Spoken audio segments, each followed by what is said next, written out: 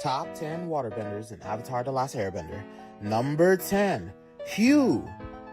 Hugh is part of the waterbenders that separated from the overall tribes and went on their own path into the swamp. There, they're more in tune with nature and started waterbending swamp water and hunting swamp creatures for sustenance. And Hugh, besides monks, is the most hippy-dippy guy you'll meet in the Avatar world. I mean, he's so in tune with nature, he can bend the water within plants and vines, allowing him to have started and developed the unique and rare style of plant bending, for which, if you have enough vegetation at your disposal, allows you to make a jungle, forest, or swamp, for that matter, your absolute domain where you have complete advantage. You can even make yourself appear as a plant or swamp monster to strike fear in your enemies. Number 9, Paku. Now, Paku is a grandmaster of waterbending. Not only is this dude great at his craft, he's also great at teaching those to be also great waterbenders as well. If they have the potential for it, that is. The only downside to this well-respected character was his original views, believing that women with their waterbending shouldn't be warriors, but instead healers via tradition. But it took a very determined, very passionate, very talented waterbender, aka Katara, to push him past those old-timey views and wake him up to the reality of what is. And that is, waterbenders can choose for themselves on whether or not they want to be healers or warriors. This secret member of the Order of the White Lotus grew overall as a better person because of this, and became an awesome granddad. Number 8, Kaya. Kaya is the waterbending daughter of Avatar Aang and Katara. Of course, taking more from her mother's side, Kaya is an amazing healer. And learning everything she knows from her mother, she is not just an exceptional healer, but an amazing warrior. Don't believe me? Just try her. She doesn't care who you are. If you want to throw hands, she'll throw hands. Don't forget her father was the Avatar, so he also taught her a little something about waterbending fighting. And she shows it with how vicious she is with the splash. Because as long as there's a source of water around, she'll flood you up and wash you away with the tides. That's why Kaya is on this list of top 10 waterbenders. Number 7, Mingha. Mingha is definitely up there with powerful waterbenders because not only is she able to do what they can consistently, but she's able to do it with no arms. She has definitely mastered the art to the point where she can do it armless, being able to consistently summon water tentacles for long periods of time to act as a type of versatile prosthetic limbs to make up for her missing ones. And boy, do they make up for it. She is a monster in a fight. You do not want to go up against her, because she'll freeze you cold and slice you up before you even know. She is a fierce and loyal member of the Order of the Red Lotus, and it should be more than obvious why, because she never had not having arms stop her. Number 6, Katara. Now, before any of y'all hang me in the comments, gotta hear me out.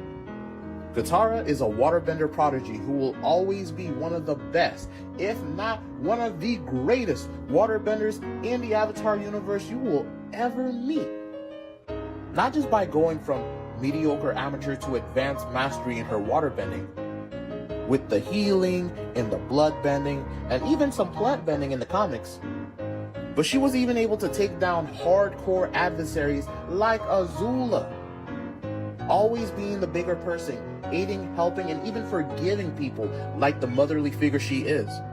She even got with Aang and mothered some amazing kids, and lived long enough to aid the new Avatar after Aang and her brother passed. Number 5, Tarlok. Councilman Tarlok seemed like he had the best intentions for Republic City, but the way he would abuse his authority to bully those who didn't agree with his views or values made him no different to any other criminal in Republic City. And turns out, he was derived from one, as Yakone, one of the baddest gang bosses Republic City has ever seen, was his father, who was stripped of his powerful psychic bloodbending by the Avatar and decided to try and teach it to his kids, one of which, Tarlok, ended up resenting his father for it, but ironically ended up becoming just like his dad. Bribing, extorting, incentivizing people with brutality or fear of arrest. And don't forget bloodbending until all of that was stripped away from him by his brother. Number 4. Amon, secretly known as Nautak. Pretending to be a non-bender that was burned by firebenders that was gifted the ability to take bending away by the spirits. Nautak, as Amon, was a fierce fighter that created the Equalist group to start the non-bending revolution. To take bending away from all benders to make everyone equal, believing bending was the sole reason behind war and conflict in the Avatar world. His father, Yakone, taught him everything he knew, as he was a gang boss able to bloodbend without a full moon. But when he had his bending taken away by the Avatar, he trained and abused his kids to become weapons to use against the new Avatar. But Nautak threw that idea away along with his family and started utilizing his bloodbending to strip benders away of their bending until his brother stripped them both away of their life. Number 3. Karuk.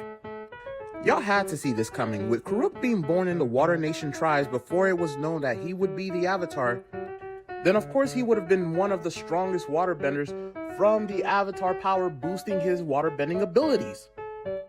And Karuk, regardless of him being known for being one of the worst, if not the worst Avatars, was actually in reality one of the best because he secretly defended the world from dark spirits invading it. Regardless of the many physical, mental, emotional, and spiritual sacrifices he had to make to do it. Ultimately losing the one he loved the most in returns for his service as the Avatar. But regardless of that, he'll always be a great Avatar and an even greater waterbender.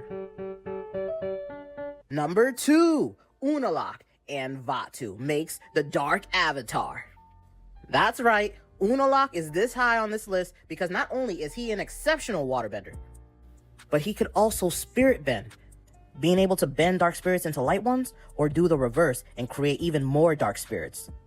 And yes, with even being a spiritual man who believed humans and spirits should coexist, he was still a treacherous, malicious, conniving, and psychopathic a-hole who fused with the dark spirit of disorder and chaos Vaatu to become the new and only Dark Avatar, augmenting and boosting his waterbending to the heights that only avatars have ever been able to achieve.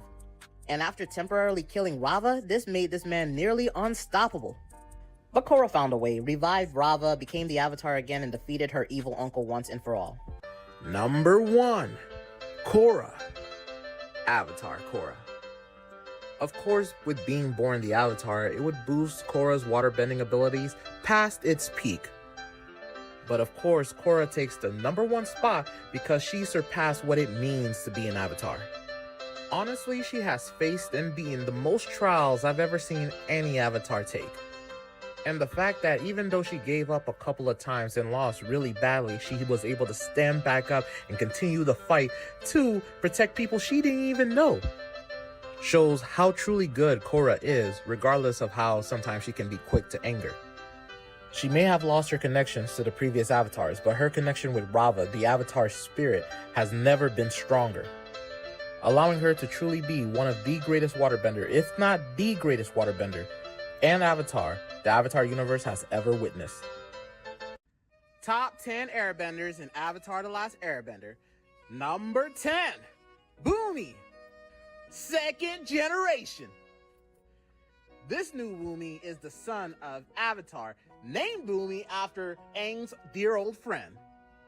And taking after his uncle Sokka, Boomy, this iteration of Boomy, is very adaptable, fluid, energetic, funny, and combat ready. Well, kinda. Never taking anything too seriously because he never really thought people expected that much from him. Because he wasn't born an airbender. Later in life though, because of how lucky this character is, he became one through harmonic convergence. Now taking training seriously, building a stronger relationship with his brother, this new Boomy ended up becoming one of the best new airbenders there is. Aang would be so proud. Number 9, Ikki. one of Tenzin's daughters and one of Aang's granddaughters. Ikki is very energetic like her siblings. Well, maybe not Jinora, but still. She is very smart, very insightful, and also very kind and always looking to help, like her overall family. And because she was born an airbender, having the power in her genes, raised and trained by her father Tenzin, who was raised and trained by his father Aang, she of course is above most of the new airbenders who was given the ability through harmonic convergence. Always quick to make new friends, and always quick to speak her mind, she is imaginative and creative. All the qualities of a great airbender.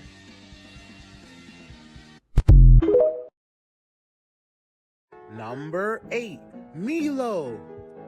Milo is the adorable grandchild of Aang and Katara, and the spunky, sometimes overconfident first son of Tenzin.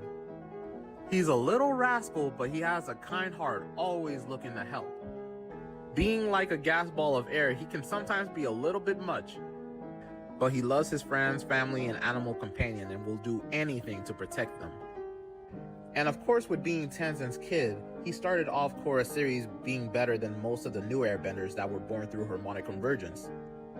But he got even better with maturity, becoming a little bit more disciplined, getting to go on important missions that involved, well, saving the world like good old Team Avatar. Trust me, I don't think you can handle all this, Milo. Number 7. Opal. Opal is the granddaughter of Toph Beifong, but unlike her other siblings, she wasn't born an earthbender. But through harmonic convergence, she gained the ability to airbend and became one of the new air nomads. And after receiving training from Korra and Tenzin, she would utilize her new airbending abilities to help the other nations as well as support Avatar Korra. Now, Opal is very loving and kind, but if you get on her bad side, she will come down on you with full force, and not in a good way. She would later on go on many missions to stop the rising crime rate happening in the Earth Nation, and she would go on to walk in her grandmother's footsteps, protecting this world and really making Toph proud. Number 6. Kai. Kai is one of my favorite characters in Legend of Korra, ain't no lie. Literally, he is in the top 10 of my top 10 favorite characters in Avatar: The Last Airbender, the entire franchise. He's such a relatable kid. Starting off as a drifter burglar because he didn't really have much to his name, he became an airbender through harmonic convergence and was able to turn the whole thing around. And at first, yeah, he was trying to make bank on it and trying to con kind-hearted people to cover his posterior. But he was a kind-hearted kid through and through, and he did the right things when it counted, when people needed him the most. And through his training, he became one of the best airbenders. Kid had a knack for it and went on many missions to save many people. Number 5. Tenzin. Tenzin is the son of Aang, so he got his airbending from the One. But with all that power came a whole lot of responsibility to burden, as he was the only one of Aang's children to gain airbending, making him feel that he had to be the one to restart the Air Nomads Airbending Nation all on his own, coupled with being the new guidance teacher for the new Avatar. Tenzin felt that he had to hold a tight grasp on both tasks if he were to do them right, but later realizing, thanks to the wisdom of himself and others, that this was not the way.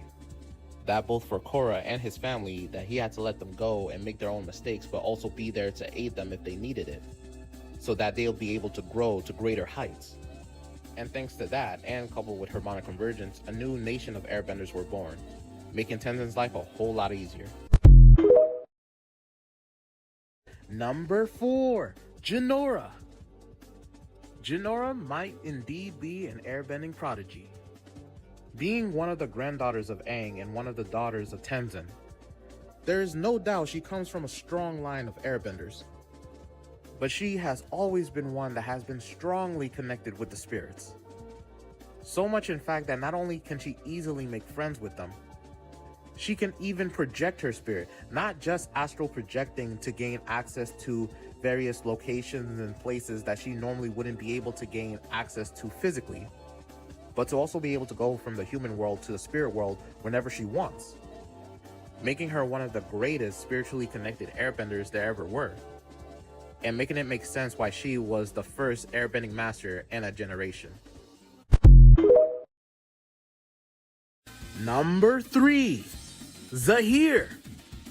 Zahir is the leader of the Order of the Red Lotus, and originally was a super capable non-bender, until harmonic convergence occurred and he gained the ability to airbend.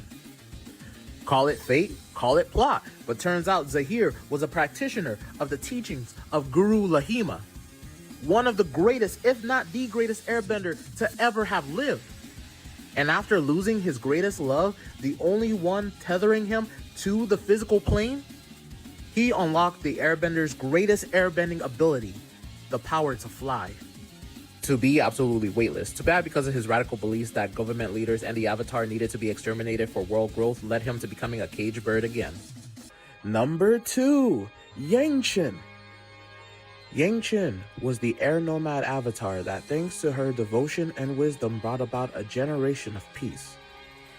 But don't get her wrong, just because she wanted to bring about peace doesn't mean she wasn't willing to throw hands. And people feared Yangchen for her ability to throw down, as regardless of coming from the background of monks, she had the power and the determination to do whatever it took to keep about peace in this world. And not just violently, as she would adapt herself into using complex political strategies, such as manipulation, espionage, and even the sea. But thanks to her duty as the Avatar, she was revered as a holy individual that kept a whole generation of war from occurring after her death. Number 1, Aang. Aang deserves this seat because he truly was the last airbender after the Fire Nation came in and massacred his entire nation. And he has both the angel and devil's luck on his shoulder.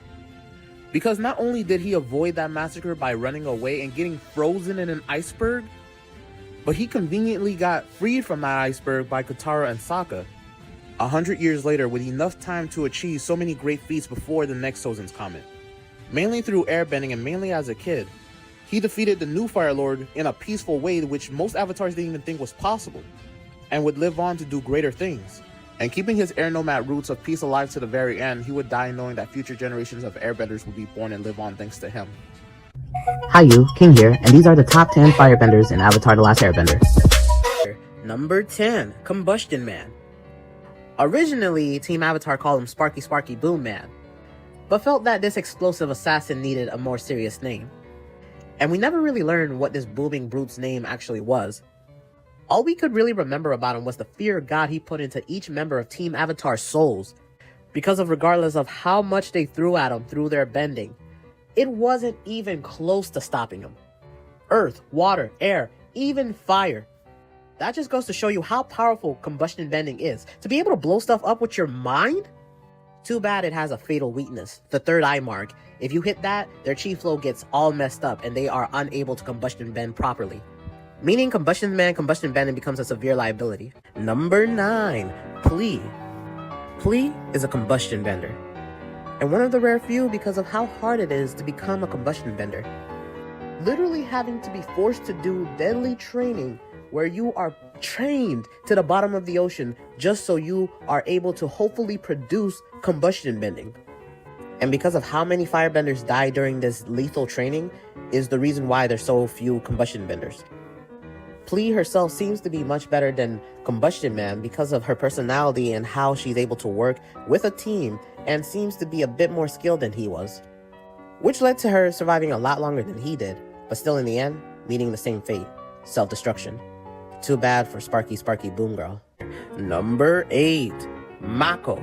Now Mako started out as a pro bending player, which is an athlete and a competitive, combative, bending-focused sports game. But after meeting and befriending the Avatar, he leveled up, becoming a hero of sorts. Even going so far as to get a legit job that mirrors his now more duty-bound personality. becoming a firebending police officer. Now, on paper, Mako just seems like a normal hot boy average firebender, as he is able to simply firebend and redirect and shoot lightning. But with having both gained experience from pro bending and with working with the Avatar to save the world, he became one of the most elite firebenders of that era, which goes so far as to show he's much more than just a pretty face. Number 7, Jong Jong. This dude is a firebending genius. You do not want to have an Agni Kai with Jong Jong, cause he'll burn you worse than Ozai did Zuko's eye. Originally, Jong Jong was sought out to be the one that would teach Aang firebending, even being so far as to be forced by the spirit of Avatar Roku to teach the little airbending boy the ways of fire. But the boy was too arrogant and accidentally hurt somebody he loved. So they decided to put a little pause on learning the hot stuff. And last we saw of him, after he helped Aang and the team escape some firebender soldiers, he went and revealed himself to be one of the White Lotus members, the best of the best, which is why he's definitely top 10 firebenders. Number 6, Fire Lord Ozai. There's a reason why this guy was not only foreshadowed to be a major threat, but feared throughout the series. And it wasn't just because he was leading an entire army of firebenders into subjugating the other 3 nations. It was because this guy was about his business. Anyone dare step to him, even his own blood gets burnt in the eye. Don't get me wrong, he wasn't the greatest firebender, but he was pretty OP, especially thanks to Sozin's comet. I mean, Aang might be a pacifist, but in the Avatar state, he's basically like a nuclear weapon. And Ozai was still keeping up with him, throwing hands, catching hands. He was hanging with the Avatar, which shows why he's definitely top tier. Number 5, Azula. Princess Azula, to be more accurate. And to show top respect to the Blue Flame Queen herself. Being born a firebender prodigy, she was definitely going to be in the top 5 of the top 10. Her flames burn so hot, they burn through stone, they burn through her victims. Honestly, they're more deadly than when she shoots lightning, my bruh. Being able to fly like a fighter jet, and when you combine that level of firepower with her quick wit cunning and merciless attitude with dominating personality, no wonder Zuko had as much sister issues as he did daddy ones. So regardless of how insane Azula ended up becoming, she's still crazy hot. Number 4, Uncle Iroh. Now, it's not really hard to believe, but Uncle Iroh is the heart of Avatar The Last Airbender. He's the guiding light for most of the characters on the show. But he's not just sweet with his words. This man's sweet with everything. His hands, his firebending. They don't call him the Dragon of the West for none. He even started and developed a skill for what would become redirecting and shooting lightning. From the little stuff he learned from the waterbenders, showing you not only how open-minded he is, but how intelligent too. This is why this wise fire breather really is most people's favorite character. Unfortunately, as a firebender, I couldn't place him higher. Number 3, Zuko. Zuko has the best character development in the entire franchise, hands down. And not only is he a skilled fighter, fantastic with the blade, he is one of the most amazing firebenders in the entire series. Honestly, if it wasn't for the other 2 on this list, he would probably be top tier. Learning how to greatly firebend from the firebending masters, who are literal dragons, along with teaching the Avatar the last element he needed to learn to take down Zuko's evil father, Ozai, he beat his powerful flying blue firebending sister. He went on to become Fire Lord himself, helping the Avatar to usher in a new age of peace, but still kept on whooping butt even as an old geezer. Number 2, Roku. Now you had to see this coming. I mean, every Avatar is born into one nation, part of the Avatar cycle, and we don't know much about the various Avatars born into the Fire Nation except for a few like Roku. But as you can easily imagine, being born the Avatar would make you naturally one of the strongest firebenders. Not just because of the boost in power when it comes to bending that element, but because you also have access to the other 3 elements as well. Also, Roku was so wise, so helpful to Aang. And yes, he failed to stop Sozin from starting the 100-Year War. But that's because he had to take on a sudden giant active volcano that would have threatened to destroy the entire Fire Nation, so I don't blame him for having to take a dirt nap. Number 1. Avatar 1. Being the very first avatar, the very first element that he gained the ability to bend from the lion turtles was, yes indeed, fire. Meaning, the very first avatar started as a firebender, which is why it makes so much sense why he's number 1 on the firebender list. I always had a feeling, I always had my theories that the very first avatar's very first element was fire. So imagine my glee when I found out I was right. And Juan is so cool because he started out so flawed, but not only redeemed himself, but proved himself in the eyes of both people and spirits. And it is him and Rava inside every avatar since they're all his reincarnations, which is why Juan is number 1. So these were the top 10 firebenders in Avatar The Last Airbender. If you enjoyed this video, then please like, share, subscribe, and follow. If you have your own thoughts on how you would have made this list, then comment so below. Also, watch out for my top 10 Earthbenders in Avatar The Last Airbender videos coming out. Ring that notification bell so you know first when they drop. Thank you for watching till the end, and peace. Top 10 non-benders in Avatar The Last Airbender. Number 10, June. One of the greatest of her time, to be precise. She's a pro at the whip, and if you ain't careful, she'll leave a scar. An elite at tracking people, and is not loyal to any side, only those who pay the most. No surprise she's a beast tamer, and I'm not just talking of man's hearts. She rides a Shershu she names Nala, which is almost like a giant wolf-like mole. It has no eyes, yet sees through its tongue and nose, through taste and smell. Its tongue can also inject a toxin that paralyzes its prey, making Nyla at the end of the day the greatest pet for a bounty hunter as good as June. If you ever need someone brought in dead or alive, but mainly alive, holla at June. Number 9, Varric. Varric is your beyond average wealthy genius, capable of inventing stuff beyond your wildest dreams. He's completely eccentric, and once he has his sights set on achieving something, he goes at it like a punch to the face. Being responsible for some of the many remarkable technological innovations in Korra's era, this brilliant billionaire businessman is always ready to make a profit. Though sometimes it leads him down the wrong road, often putting himself and those around him in danger. But luckily, being wise and knowledgeable, he grew as a person and stopped taking his loyal, capable assistant for granted. Finally realizing he loved her, they eloped and started a new life together. Number 8, Julie. Do the thing, Julie. She was the beautiful and insanely capable assistant of the genius businessman Varric. This girl could do anything, and whatever Varric needed of her, whenever he needed it, she was ready and willing to support him. She was even a pro at using a power mech suit to defend this dude. Talk about having a ninja as a helping hand. But because Varric abused her loyalty, taking her for granted, she seemingly betrayed him. But nah, not my girl Julie. She was loyal to the very end, ride or die, spy. Which allowed Varric to finally realize and confess his love for her, which she returns heavily, which is why she was so loyal. They got married and truly had one of the best happy endings in the entire Avatar series. Number 7, Jet. Jet is a dual swords-wielding freedom fighter who knows how to lay down the riz. He's a ride or die for his companions, and all he wants is to free the world from Fire Nation tyranny. Mainly because he's obsessed with revenge after what they did to his parents and his village when he was a child. So if you get in the way of that vengeance, don't be surprised when he starts swinging his blades at you. But it is a really bad characteristic for this really cool, capable swordsman.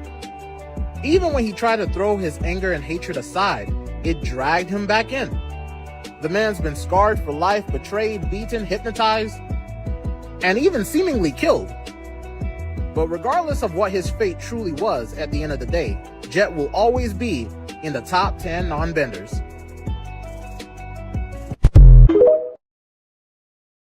Number 6, Mai. Mai is the definition of complex. She is a governor's daughter, so she comes from a high wealthy house. But she ain't helpless. She can definitely powwow with the best of them. Being an expert knife, dagger, arrow, dart thrower, she has insane accuracy and precision and almost never misses. And once she has a target in her sight, she'll keep going at it until she hits it. So definitely not the type of girl you want to break up with. She's also very dark in her personality, very serious, but also laid back, which is why I feel she's so complex. But maybe it's just me. Either way, she was forced into being part of Azula's elite group of hunters to track and bring down the Avatar. But through Zuko, she awoke to realize she loved him more than she feared Azula. Number 5, Ty Lee. I'm sorry, I have to say this. Ty Lee was a snack on Avatar: The Last Airbender. I'm sorry, but I'm not just putting her on here just because of her looks and zaniness. She was an elite fighter.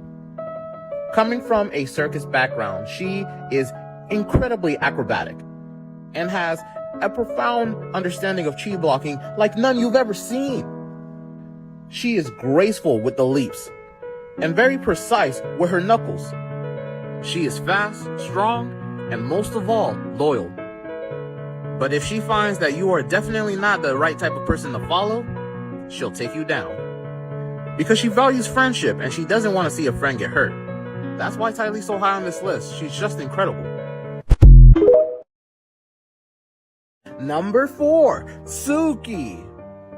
Suki is a proud Kyoshi warrior. And honestly, coming to mind, Kyoshi couldn't have inspired none better. Not only is she well trained and a fierce warrior, but she has a lot of love and heart, which in most cases makes her even stronger because she's very determined to protect what she cares about deeply. But even though she is very kind, don't take her niceness for weakness. Because if you get on her bad side, you'll be making out with the ground pretty quick and hard.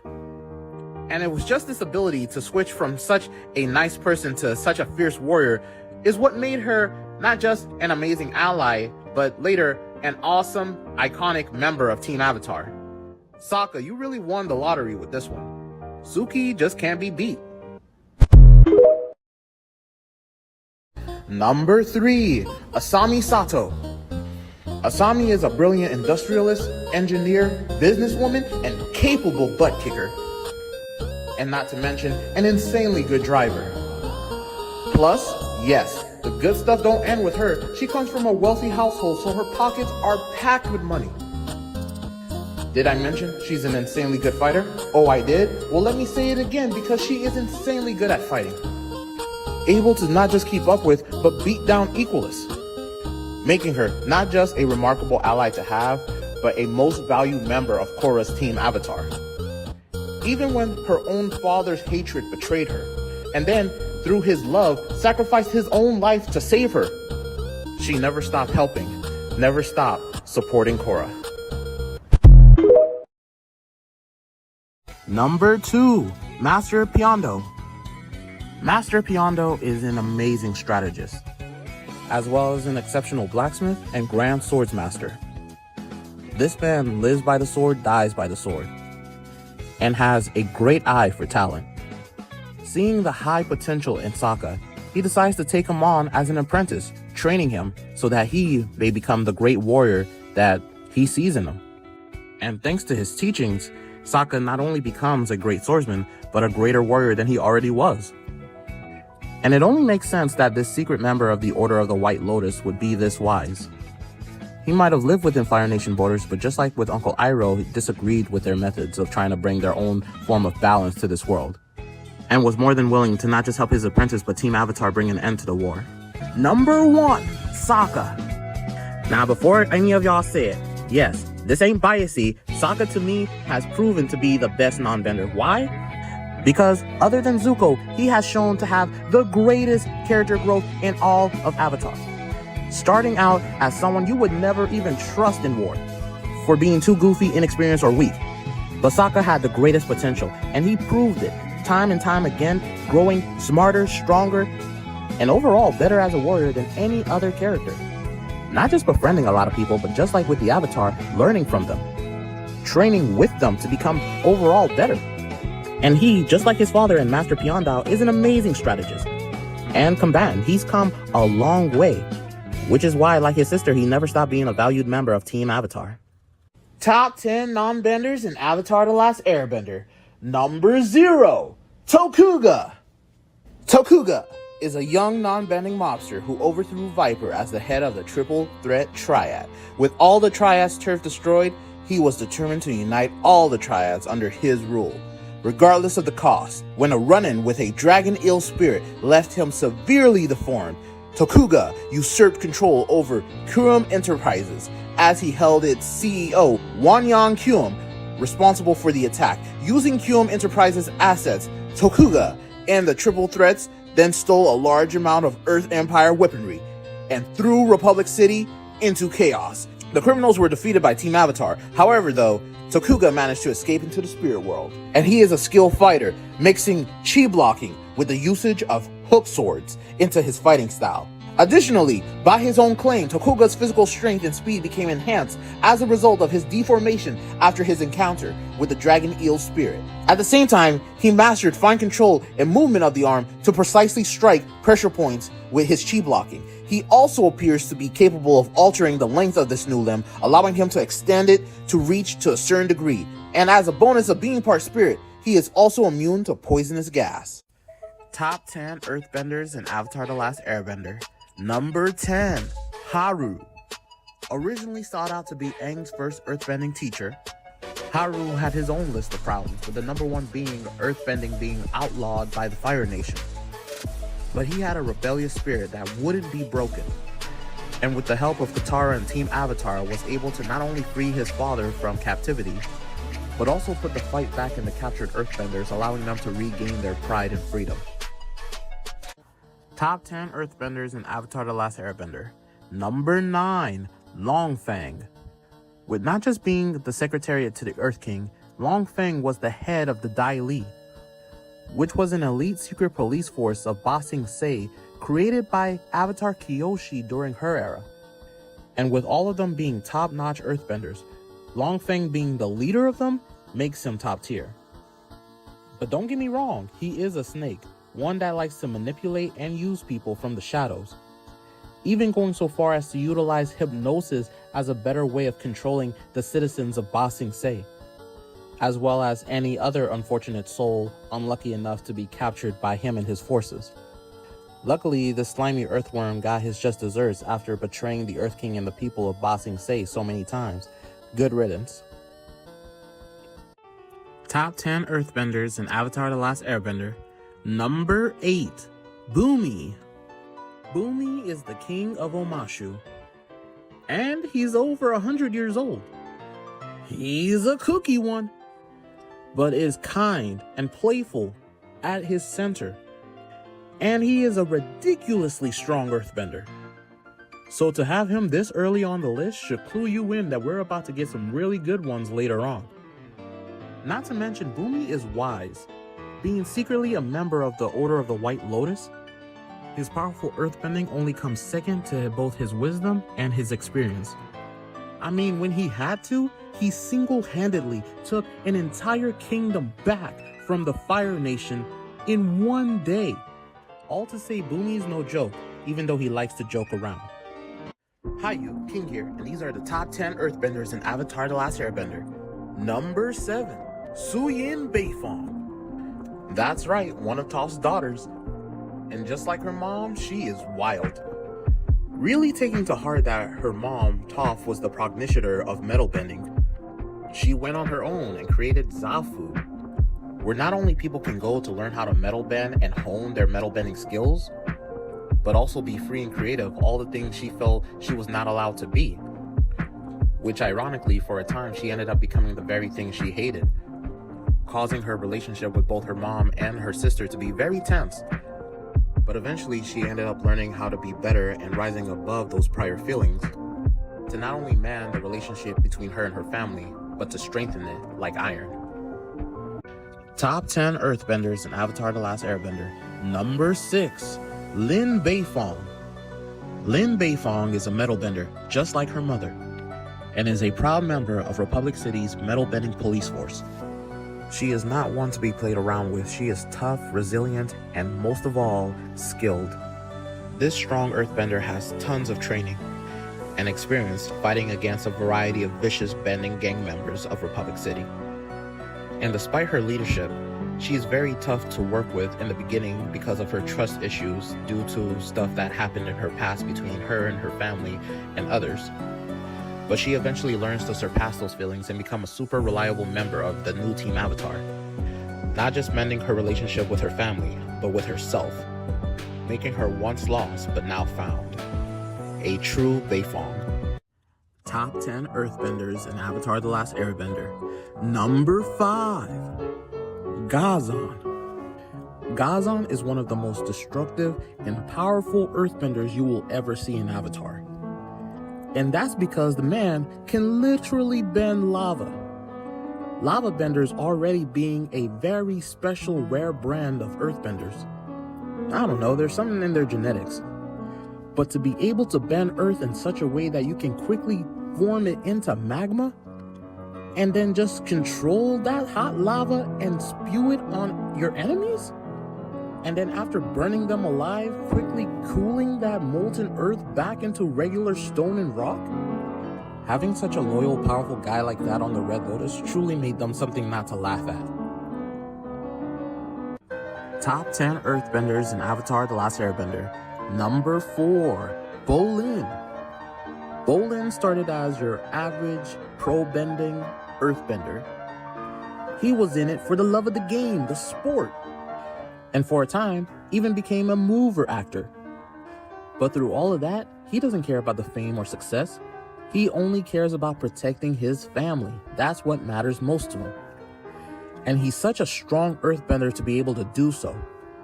Even finding out that he's one of the rare few lava benders. The most powerful type of earthbender there is. Not saying that there aren't earthbenders that don't bend lava that isn't above him, especially since he was new to the bending type. But he quickly made it his own and used it masterfully to help support Team Avatar. Hi you, King here, and these are the top 10 earthbenders in Avatar The Last Airbender. Number 3, Kuvira. Kuvira is a metal bending master. But the ability to do that amazing craft isn't the only thing that defines her. As she is a master tactician, was the leader in a powerful Earth Kingdom army, and was an expert fighter capable enough of throwing hands with the Avatar. I mean, honestly, when it comes down to it, if it wasn't for her nasty personality, Kuvira could have ended up ruling the entire Earth Nation. I mean, she even piloted a giant mech through metal bending that had a super giant laser cannon weapon on its arm that she brought into battle, leading her armies. That's why Kuvira is so high on this list. She's no joke. Hi you, King here, and these are the top 10 earthbenders in Avatar The Last Airbender. Number 2, Toph. Toph is one of the greatest earthbenders in the series, hands down. The fact that she is such a prodigy at the craft, at such a young age, being a champion trained by the Badger Moles, the original earthbenders. She achieved all of this blind, just like them. She even founded and developed the craft of metal bending. She even founded an academy to help spread and develop future metal benders. And that was after helping Team Avatar beat Fire Lord Sozin, by the way. And later, as an adult, she would go and become one of the best metal bending police officers Republic City has ever had. And as an elder, still finds herself helping the next Avatar. Toph just won't stop. Top 10 earthbenders in Avatar The Last Airbender. Number 2, revised, Hundun. Hundun is an earthbender that was born out of the game that was made canon by the creators of Avatar The Last Airbender. So all of his backstory and weird energy bending-like abilities were made canon too. Not only was Hundun a great earthbender in life along with his conjoined brother, but they were also both a master in this weird dark energy using technique called Chaos Attack, which allowed them to rule for a while as kings before they were defeated by one of the incarnations of the Avatar. And being banished to the spirit world, they vowed revenge on the Avatar and also wanted to seek a way to gain immortality in the physical world. They came back and fought against Korra, but it did not go so well for them. They were defeated, but they'll still go down in history in the canon as one of the most powerful earthbenders. Number 1. Avatar Salai. Not much is known about this Avatar, except he was born within the Earth Kingdom, so he came right before Avatar Zeto. And he must have had a lot of achievements during his era, as he was remembered for being one of the greatest avatars. And Salai is the shortest known avatar, dying as so at an old age. But with the fact of him being known for being one of the best avatars, probably meant he had overwhelming strength to make up for it. Number 0. Avatar Kyoshi. Of course, with her earthbending being boosted 100 times stronger than even the best earthbenders. This strong and merciless avatar stood for justice in her era of war. Not even allowing herself to die until her job was finished, she would live on to be 230 years old, making her the longest living avatar. Even beating out Aang, who took a 100-year nap in an iceberg. And even before she let herself finally take a dirt nap, she formed the Dai Li, a secret earthbending police force, and inspired future generations of Kyoshi warriors to protect the Earth Nation and the people of this world long after she was gone. Top 10 subbending in Avatar The Last Airbender. Number 10, spirit bending. Spirits, come from the spirit world, are a vast range of paranormal and supernatural entities that often embody different aspects of life and nature. This technique involves using healing to change a spirit's negative energy into positive energy, restoring its internal balance in the process. It is performed by encircling a spirit in water and is completed when the spirit begins to glow bright yellow, at which point the spirit dissipates or assumes a pacified form. Although the technique has been used to extensively calm single spirits, it can also be used to calm several spirits simultaneously. In another variation of this technique, the conversion process can be used to promote imbalance by changing a spirit's positive energy into negative energy. The mechanics of the technique remains the same, although the spirit is covered by purple light instead of gold. It has also been claimed that this variation has the potential to destroy a human soul. Number 9. Cloud bending. Clouds are made up of water and air, which makes it easy for either of those benders to change the shape of clouds. You can use this technique to do a couple of different things. You can change the shape of the clouds, or just bend the clouds for any given reason. Which through cloud bending, one could create giant words or images in the sky that can be used to signal their allies or pass messages to those far away, or even change or manipulate the weather through using the clouds to either make rain or snow. Number 8. Crystal bending. Earthbending is not limited to rock or soil alone. An earthbender can also manipulate coals, chalk, salt, and even gems and crystals, allowing them to create armor, barriers, and even spiky projectiles to launch against their enemies. Crystal bending can also be used to control genomite, also known as creeping crystal, which is a mineral that grows at remarkably fast speeds when it comes in contact with organic matter. It is also the key ingredient in rock candy. Number 7, sand bending. Sand bending is the specialized style of earthbending that involves bending loose sand instead of the solid earth. It is difficult for average earthbenders to get a hang of this subbending because, unlike regular earth, sand is loose and flowing, requiring a smoother and more relaxed technique, making the art more like water or airbending than regular earthbending. Even a prodigy earthbender like Toph had trouble using it because of its shifty nature. And similar to waterbending, sandbending is fluid in nature, with the added benefit of being able to disperse into the air and compress into solid form. These individual qualities are nasty abilities by themselves, but adding them together makes for a lethal combination. By spinning sand in a circular motion, sandbenders can create sandstorms and can send them in any direction, which is how they travel across the harsh deserts they call home. Number 6. Plant bending. Plant bending allows a waterbender to manipulate plant life. Plant bending enables members of the swamp to control and manipulate every form of plant life, from the highly water-saturated vines and roots found within the swamplands to seaweed from the ocean floor. By bending the ample amount of water within them, they are also able to rapidly compress and replace the plant mass of the flora they bend, as the cell tissues are more versatile than those of animals. During a full moon, plant benders can manipulate bigger plants such as large trees, and them as waterbenders can pull water from within the plants or use it as an extension of themselves to tangle up and suffocate their prey, or create forms around themselves to confuse and intimidate their enemies, which is why plant bending is an advanced skill that only few waterbenders can learn.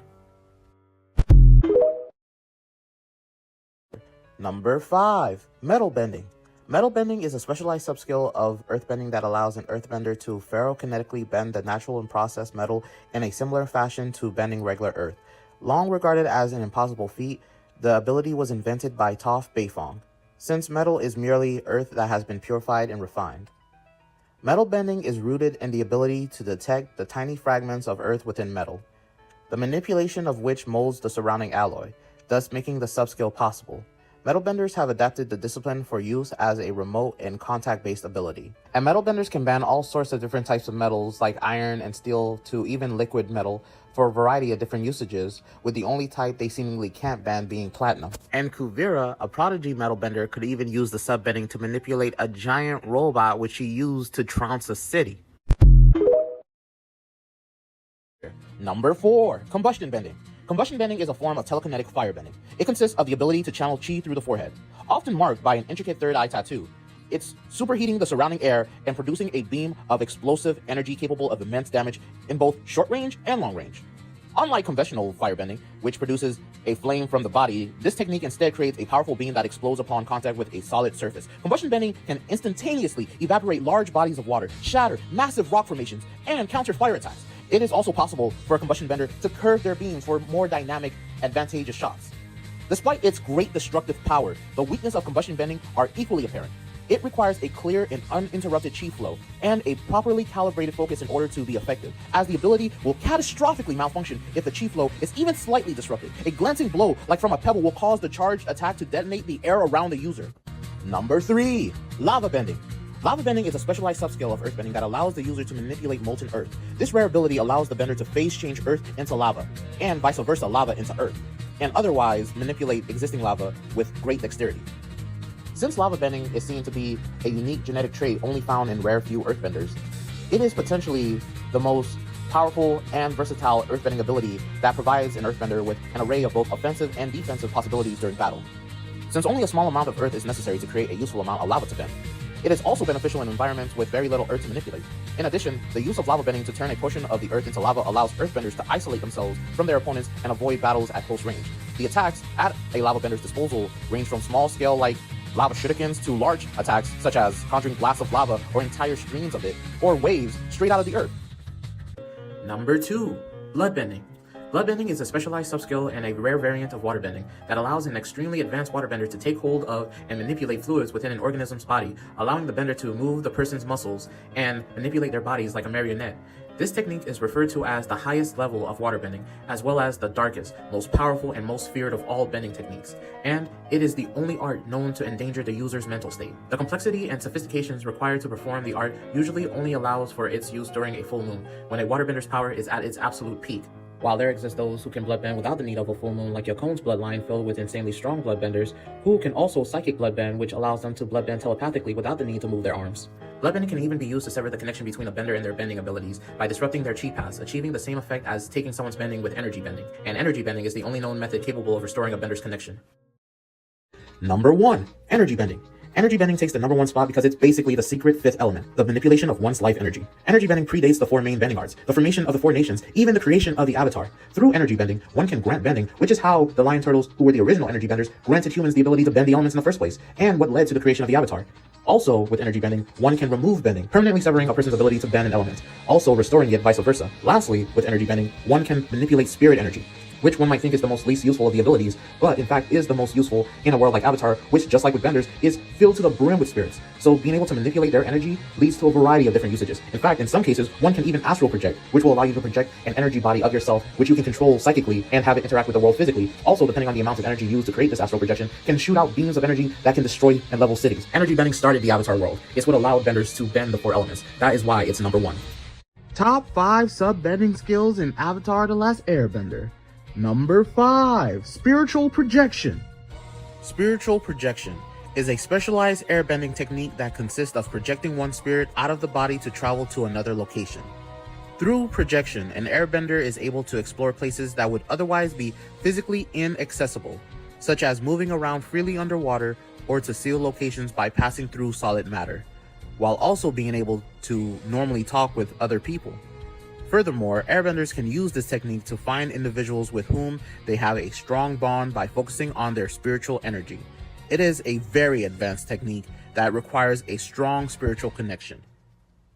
And though similar, this technique is different from the astral projection created by Korra, which is an energy bending technique. And with its greatest weakness being your physical body's left vulnerable. Number 4. Seismic Sense. Seismic sense is a subskill of earthbending that constitutes for physical sense.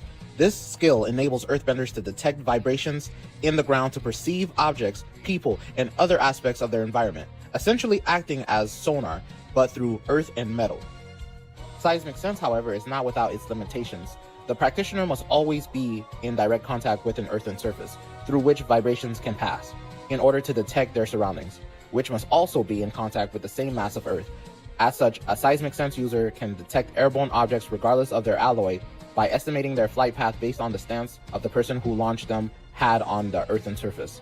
If the user is in air or water, or even standing on a non-earthen solid such as ice or wood, the bender will be unable to sense anything through that substance.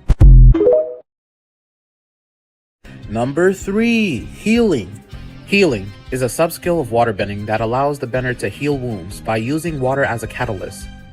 They can redirect energy paths around the body, concentrating more energy into a wounded area and allowing that area to heal at an accelerated rate. While this technique is effective on external physical wounds, its ability to repair internal injuries and cure illnesses is more limited. The skill level of the healer, as well as the quality of the water used, also plays a role in its effectiveness. On rare occasions, waterbenders may instinctively be able to use this technique without any formal training. Typically, healers use a small quantity of water and apply it to the area they wish to heal, though for more serious ailments, the patient may be submerged entirely in water. Number 2. Lightning generation and redirection. Generating lightning was the first, as it is an advanced subskill within firebending that allows the user to produce electricity by separating the positive and negative energies internally, before directing it up through the arm and out the fingertips. This technique is extremely precise and deadly and is referred to by some as the cold-blooded fire, while redirecting lightning was the second subskill of firebenders that was developed later by Uncle Iroh that allows firebenders to absorb electricity into their body as energy and channel it in a more desirable direction. Iroh developed this technique by studying master waterbenders who redirect an opponent's energy rather than oppose it head-on. Lightning redirection works well for both natural and bender-generated lightning, and for electricity conducted through metal. Number 1. Flight, also called weightlessness, is a complex and extremely rare skill that has only ever been demonstrated by 2 known airbenders, Guru Lahima and Zahir. It is referred to as the highest level of airbending, and was such a unique ability that it was believed to only exist in legends. It is achievable through a complete denouncement of all earthly desires, which results in true freedom. The principle behind flight is to become one with the wind, mimicking its freedom from limitations and inhibitions, in both the physical and mental sense. Once an airbender has embraced these principles, they can fly and hover in whatever way they want for however long they want, even 40 years without ever needing to touch the ground, but they'll still be at the mercy of their surrounding environments. Like if there are tornadoes nearby, they'll be sucked into it. Number 0. Immortality. Now, immortality is a super rare subbending ability within the overall earthbending repertoire. And with only ever being used by 2 earthbenders in history, it is very much similar to flight and airbending. And through such a rare and coveted earthbender ability, not only would you be able to outlive your enemies, but you would have plenty of time to be able to stock up on resources and allies to the point where you would have been able to build an entire secret army to be able to take over any type of kingdom or country. And created by the earthbending assassin Lao Ji, he claimed his method behind it was by keeping one's body in order through consistent mental concentration, for which he passed all his knowledge to the powerful avatar Kyoshi, who then went on to use it to save the Earth Kingdom and keep the world in balance.